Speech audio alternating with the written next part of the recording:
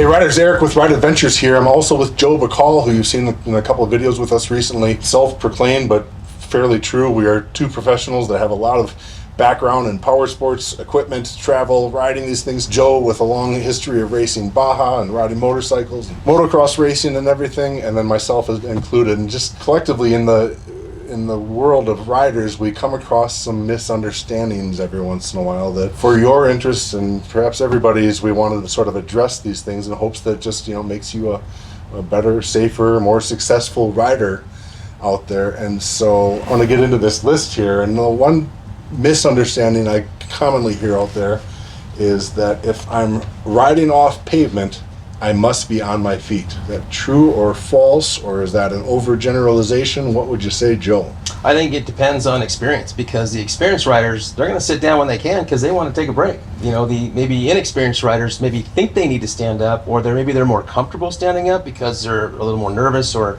not really sure what's coming next. But you get tired after standing for a long time. You need to take a break, but you take a break in the right places. Well, like Joe just said, it's energy conservation is a huge thing. It's true, you might gain better control or neutrality or be more athletic in that standing position. But if you're going to go somewhere in the world where sometimes you don't see pavement for a few days at a time, some of the places we ride, you don't have the option of doing pavement. Are you going to stand for 2 or 3 days straight? Well, that doesn't. And so that's maybe the point, is that it is a misunderstanding out there that you're supposed to be on your feet automatically, on the foot pegs, if you're off pavement. I think the biggest thing, especially if you have a surface that's changing, like mud or sand, you need to be on your feet. You need to lean back a little bit, get your body position correct, but you don't want to be sitting down unless you're really going slow. But you want to be standing up, getting that vehicle or that motorcycle to be moving forward and in control, and the slower you go, the harder it is, and those types of surfaces. So standing up is critical in those areas. The sit-in position. And we did a video about this a couple years ago, to sit or stand. I think it addressed all the advantages of each position individually, but there are advantages to sit in too. Sometimes in real deep, shaggy sand or whatever, it just might make sense to keep it in first gear and keep your feet out there available to be tapping along and dabbing, and just get through it that way, as opposed to trying the standing position, falling over, having a 550-pound bike plus luggage lying on its side. It's like there's reasons to be sitting sometimes in off-road situations as well. Yeah, I mean, obviously it's going to be a preference, but there's I think you're going to see the experienced guys really have it dialed in, and that maybe the new riders, they're still learning. Okay, so as far as a misunderstanding goes, there's nothing that says you must be on your feet because you're off pavement. So, all right, another one is I must change my suspension out when I get a new bike. It's been said, I'm sure, people have suggested it to other riders. The first thing you do when you get a new bike, change the suspension out. I think that's a little bit of an overgeneralization. It's kind of like, I got a new truck, I need new wheels. Do you really need new wheels? I think it depends. I mean, if you're an experienced rider and you've kind of gone through the motions where you know the stock suspension is going to probably be a little bit soft or not up to your par, or up to par basically, then you want to upgrade. I mean, 100%. I mean, you're looking at your Ohlins and those types of suspensions. Yeah, they're expensive, but man, they make a massive difference when you really know how to ride at that level. Does that make sense? Yeah, it does. And I think you can sort of, some of us can tell from the get-go that we are not the prototypical size and weight that Honda or BMW or whatever built these machines for. I think that's probably more along the average of the average weight of a human being is what they target, 170 pounds, 175, whatever it is. If you weighed over 200 pounds or whatever, yes, in that situation, you probably want to look at least respringing your suspension so that you're not going to one extreme of your preload. Get and keep your geometry of your bike where it's supposed to be. Yep.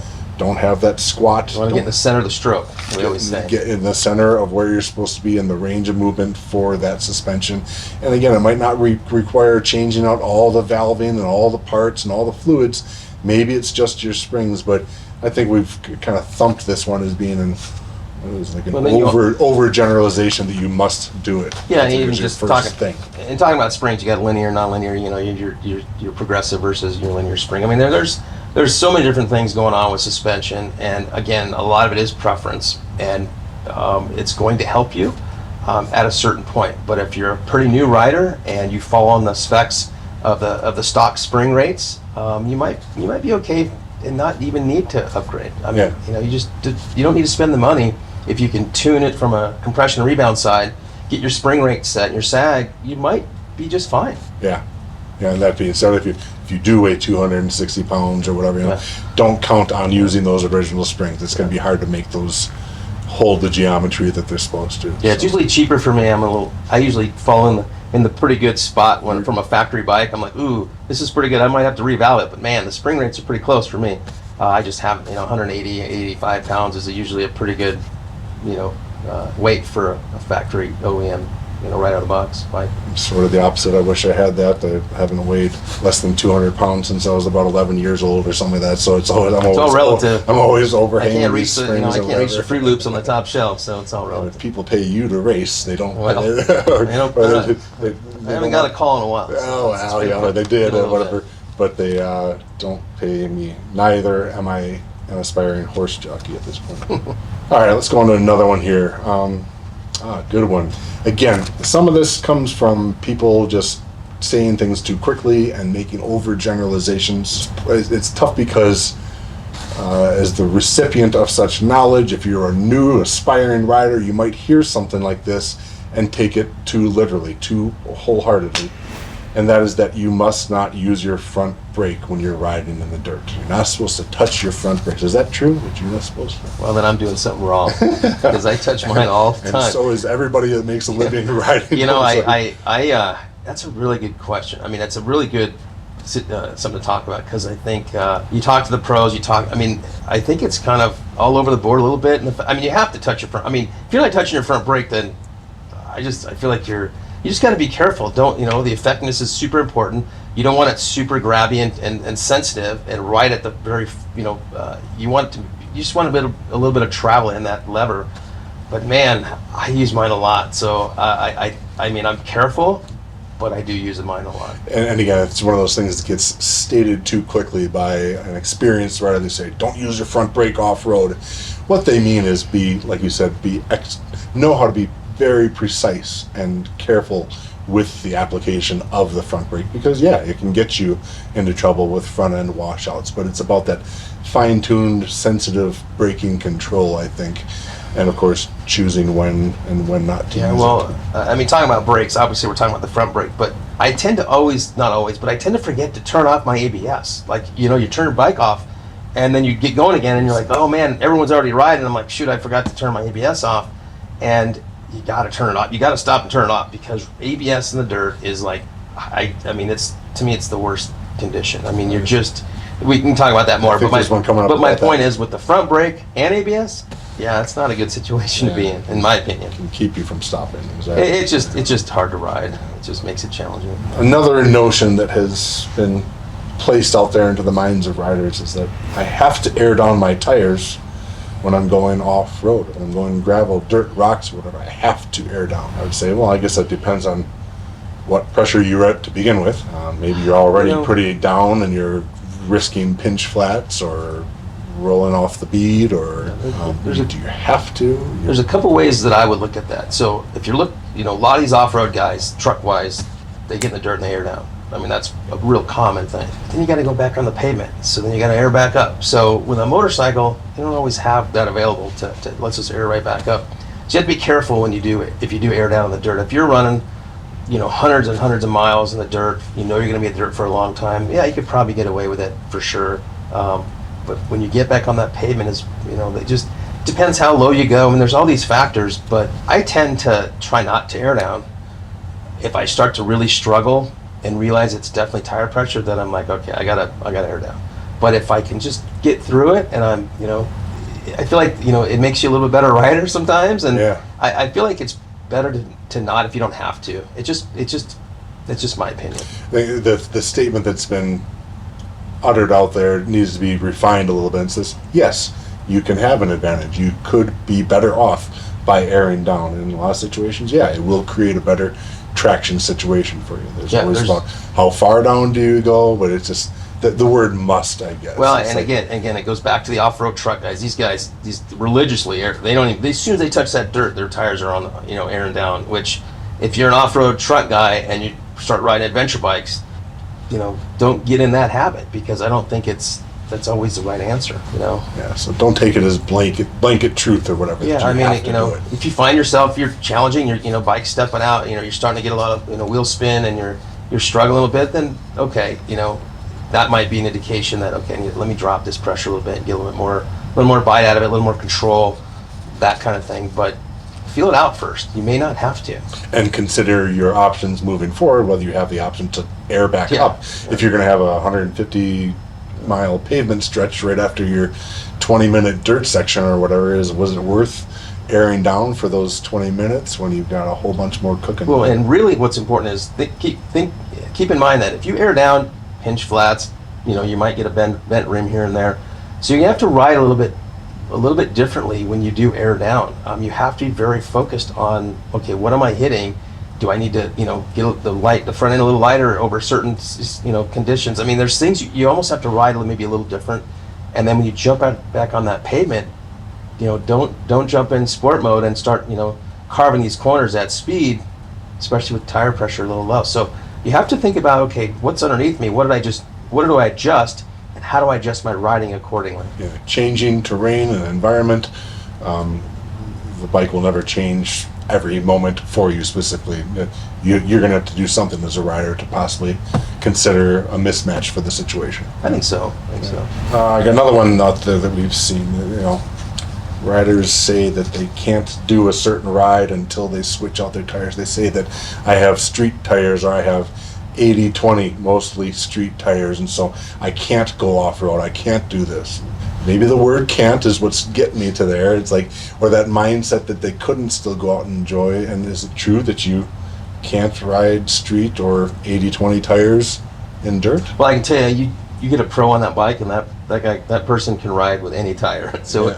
that part of it goes right out the window when you throw pro on there. I mean, the manufacturers design the bikes to do well everywhere. That's just what they try to do. They, if you're more on the off-road side for a lot, then you want to change out your tires. But for the most part, you should be okay in most conditions, and you don't need to change your tires out right away. The factory tire is usually pretty good right out of the box. They're usually name brand tires. They've been tested, in every situation that a manufacturer can evaluate the tires at. So give it a chance, see if you like it, see if you need something more, and adjust at that point. Yeah, remove the word can't, because you probably can. Are there tires that would be better for each situation? Maybe different tread patterns? Absolutely. But don't say no to a ride just because of your tires. You might, especially if it's dry. I tend to think that if it's dry in almost every situation, maybe it's, slick, wet mud or whatever, yeah, you might need some tread pattern, and an 80/20 or all street tire is going to be a liability, but it just might be a matter of getting up certain hills or something like that. I think for me, I just wear out the factory tire first, or at least get some wear on it. I'm not gonna. It's really hard to justify pulling a brand new tire off and throwing it in the trash and putting another tire on. I'm like, let me just put a little wear on it, get some miles under my bike, get comfortable, get my bike set up. Especially if we're talking about a new bike, I'll just run the stock tires, and a lot of times I'm like, oh, that's pretty good, or I need to change them. Yeah, just sort of give yourself a benchmark. Just give yourself. This is what the manufacturer came with and or suggested, and like give yourself a starting point, and then know sort of a range of options that work for you. Yeah, it'll help you. First of all, you'll know where your bike is. For one, you kind of go, I know where I'm at with this bike and the tire setup. Basically make an educated choice for another tire. Yeah. So don't just pull them right off, because your baseline is gone. And they're not worth that much, even if they were brand new and you Yeah. only put 100 miles on anyway. Exactly. Yeah. I'm usually pretty happy with the factory tire. Especially on the KTM, those tires are decent. They're not horrible. Yeah. I've been in situations and seen riders with, you're stuck where maybe we're in soft gravel or sand or little mud or something like that, and I've heard people say, I need more power to get unstuck from this situation. Really? I've heard that word power being used, and that's the problem, is the word power is not the right word. The My suggestion I is think that it's- you need more traction. You don't need more power at all. You've got enough power. What you need to do is find a way to stop breaking that traction. Well, I think gear selection is really important. I think Which- a lot of times when you're in the mud and you're in the sand, these guys, you know, I say guys, girls, whatever, but basically people tend to go to first gear. Oh, I need all the torque I can get. It's usually the wrong answer. You're going to Exactly. dig down. You're not going to get the wheels. You're going to get a lot of wheel spin. It's just going to be too much. First gear is too much usually in these conditions. I'll put it in third sometimes. I'll just, you know, even fan the clutch a little just to kind of get it to not get a lot of wheel spin. I want to get out of that that condition. So I want to kind of, that'll help with traction. But you know, I don't tend to use first unless, I mean, it's rare. I mean, I'll usually second for sure, but first, I don't. It's not always the right choice in most conditions. Right. I think of it like first, having that greatest torque factor is going to be most likely to break traction.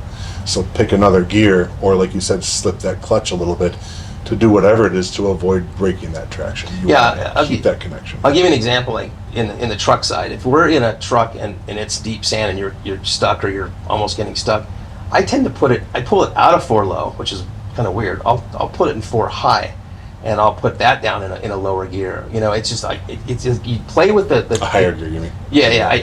I'll play with the transmission a little bit, kind of. You know, how can I just get through and just easily get out of this situation? But a lot of times, what you think is right is actually the opposite, and you end up just digging down or getting stuck. So We got one more here. Loud pipes save lives. I'm going to say probably. I mean, on the Harley side, I've had some really loud pipes, and I can tell you that as I get older, I get more tired of the loud noise. But you get the attention from drivers for sure. I mean, they 100% work, but yeah, as a rider, you get tired of them after a while. But they do work. Sort of a cheeky one to throw in here because it is not, it's up for debate still, and we don't have the answer. Right, it can maybe having that attention, letting other riders know that you're there, maybe that's part of it. I would say that, if I'm being passed by a surprising V-twin, and sometimes you don't hear it until it's right next to you, it can be startling. So I tend to think it can be a little startling to people in their cars that aren't expecting you crack the throttle right when you go by them in traffic, and they're splitting traffic. And having anybody driving a car kids. flinch or whatever is just not a good thing. So I don't know, we're going to leave that one hanging out there and hope that you give us the answer. Let us know in the comments below. Do loud pipes save lives? Are any of these misunderstandings ones that you felt corrected by, or are there any other ones that we should cover at this point? But let us know in the description below. And thanks for watching, everyone, and see you again soon. See ya.